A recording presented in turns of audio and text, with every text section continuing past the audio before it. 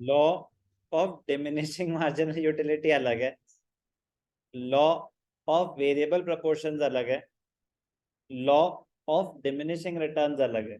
Law of diminishing returns अपने आप में कुछ अलग नहीं है। Law of diminishing returns law of variable proportions का वो वाला पार्ट है जो किस पे फोकस कर रहा है, diminishing returns. Law of diminishing returns उसका ही पार्ट है, किसका, लॉ ऑफ वेरिएबल प्रोपोर्शंस का ही। लॉ ऑफ वेरिएबल प्रोपोर्शन में तो इंक्रीजिंग रिटर्न्स है, डिमिनिशिंग रिटर्न्स है, नेगेटिव रिटर्न्स है। डिमिनिशिंग पोर्शन वाले को सिर्फ और सिर्फ क्या बोलते हैं, लॉ ऑफ डिमिनिशिंग रिटर्न्स। छोटा सा part, law of diminishing returns, it states that when more and more units of variable factor are employed, then marginal product of the variable must fall। मतलब एक टाइम के बाद marginal product गिरेगी ही गिरेगी, ये law है। अगर शॉर्ट रन में ऑपरेट कर रहे हैं, कुछ फैक्टर्स फिक्स्ड है, आप वेरिएबल फैक्टर हायर करते जाएंगे करते जाएंगे करते जाएंगे, तो एक टाइम के बाद मार्जिनल प्रोडक्ट गिरेगी ही गिरेगी। तो सिर्फ गिरने का वो कह रहा है कि गिरेगी गिरेगी, तो ये लॉ है। क्या है ये लॉ, कौन सा law, law of diminishing returns. It means marginal returns diminish when proportion between the variable and fixed factor increases.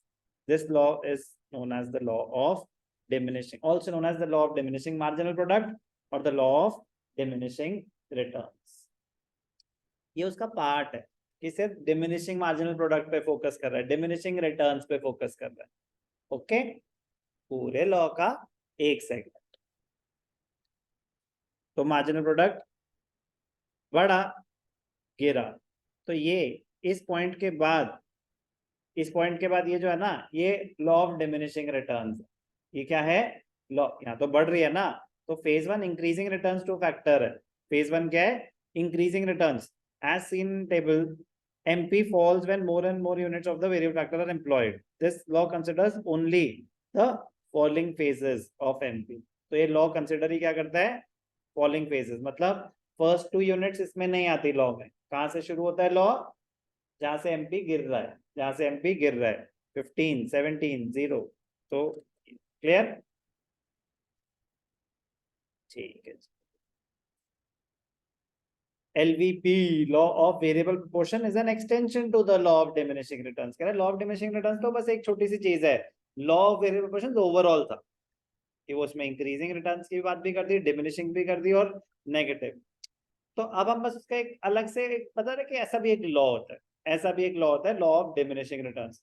Reason तो चेंज थोड़ी ना हो जाएंगे कि why does it, like why is it that the marginal product must fall, reasons behind the phase 2, reasons behind the phase 2, overutilization of fixed factors, improper क्या, fall in efficiency, poor coordination, ये सब reasons है, ठीक है ना। overutilization of fixed factor, poor coordination among the variable factors after a certain point of time, और fixity of the fix factor. मतलब फिर ये सब बातें रिपीट हो जाएंगी, ये सब बातें रिपीट हो जाएंगी। पॉइंट जो मोटा मोटा ये होता है कि फिक्स फैक्टर आपका ओवर यूटिलाइज हो चुका है और जो कोऑर्डिनेशन है वो अब पुअर हो गई है। पुअर कोऑर्डिनेशन क्योंकि आपने variable factor, because of excessive employment of the variable factor. The common element between both the laws is that MP is bound to decrease sooner or later। कह रहे हैं MP गिरेगा ही गिरेगा जैसे जैसे हम और वेरिएबल फैक्टर्स हायर करेंगे। कोई doubt, in the short run a firm can change the output only by changing the variable factors। Long run में, कह रहे लॉन्ग रन में तो सारे फैक्टर्स ही वेरिएबल हैं, लॉन्ग रन में तो सारे फैक्टर्स वेरिएबल हैं, तो फिर the distinction between the fixed factor and variable factor disappears। the resultant change, तो उसमें तो उसको क्या बोलते हैं, law of returns to scale, law of returns to factor, law of returns to a factor और law of variable proportion कहां पे ऑपरेट करता है, शॉर्ट रन में। law of returns to scale कहां पे ऑपरेट करता है, लॉन्ग रन में। लॉ ऑफ डिमिनिशिंग रिटर्न्स कहां पे ऑपरेट करता है, शॉर्ट रन, लॉन्ग रन या दोनों, ओनली शॉर्ट रन, क्योंकि शॉर्ट रन डिमिनिशिंग रिटर्न्स का रीजन ही क्या बताया, as more and more units of a variable factor are employed with a fixed factor. Long run में तो कोई फिक्स फैक्टर होता ही नहीं, तो लॉ ऑफ डिमिनिशिंग रिटर्न्स नहीं होता लॉन्ग रन में। ओके, कोई डाउट? उसका डिफरेंट वर्जन होता है।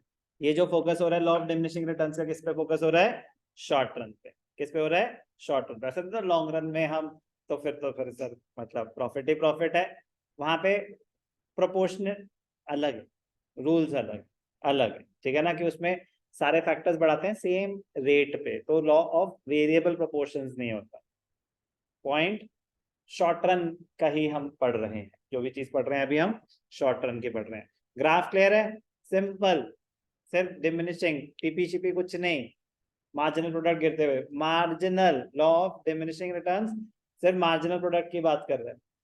टीपी के बिहेवियर की बात, it is implied कि when marginal product is falling, TP will increase at a diminishing rate. After the point, if MP continues to fall, becomes negative, TP will start falling. कह रहे नहीं, मुझे सिर्फ MP से मतलब है जब मैं लॉ ऑफ डिमिनिशिंग रिटर्न्स पे क्वेश्चन पूछ रहा हूँ आपसे theoretically. Be careful, okay. Free के मार्क्स हैं, फ्री के मार्क्स हैं, ठीक है ना, अगर लॉ ऑफ डिमिनिशिंग रिटर्न्स अलग से आया भी तो।